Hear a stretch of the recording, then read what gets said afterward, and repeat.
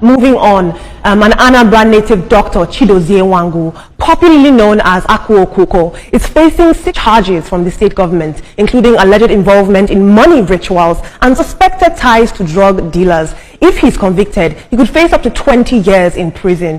He was arrested earlier this month after Governor Charles Soludo declared a crackdown on native doctors amidst all the rising criminal activities in the state. Now, lots of people are sharing the sentiment online and asking the question, are we criminalizing sacred religious practices of traditional religion? I beg to differ. I really do think that it's one thing to practice traditional religion and a completely other story to use traditional religion as a means to commit crime. I'm going to take some social media. He's very popular in the East.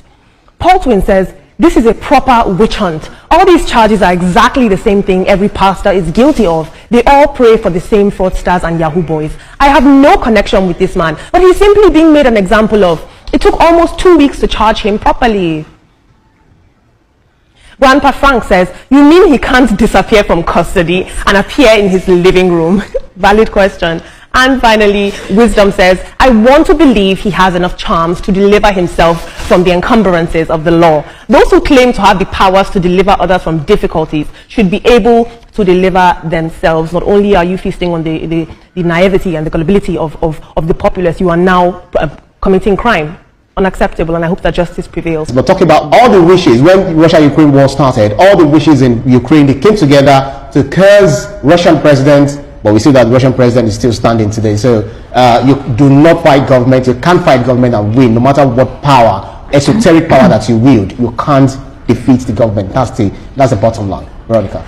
Now for the guy who is in prison, we saw yesterday that some native doctors were protesting, and we said that they had a right to do so, because perhaps if they feel that the steps and the policies of the state government is, hampering their activities, then they needed to speak up. But when we see someone like this, 20 years imprisonment, if he is found guilty at the end of the day, I feel is too small in my perspective. Look at the number of persons that have died as a result of his activities. They went to his shrine, they saw evidence. So what will they plan to do at the end of the day? Is 20 years enough to give a closure to families who lost their loved ones as a result of his activities?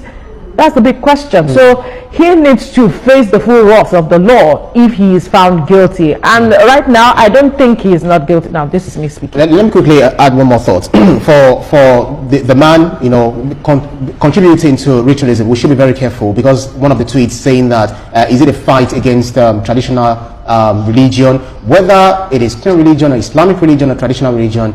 I believe that none of these religions, teaches to be fetish. I mean, when you say fetish, to kill your fellow human being because you're seeking money or because you're seeking wealth or anything, that is crime, that is criminal. So whoever is found wanting, guilty of this criminality, must be dealt with. Absolutely, and I think his case is particularly interesting because he's being celebritized. He has amassed a status and a following in the East, and young people need to see that this is not okay and we are not celebrating. But back to the guy who is in prison, a native doctor, we have seen the rise in ritualism, and we need to ensure that we teach this notion that ritualism is not the way to go, because a lot of young persons have seemingly adopted that as against working smart and hard to achieving their dreams. So it's important that these lessons are taught. Look at the 2 young women that just passed away a few months ago, back to back. Bodies found butchered.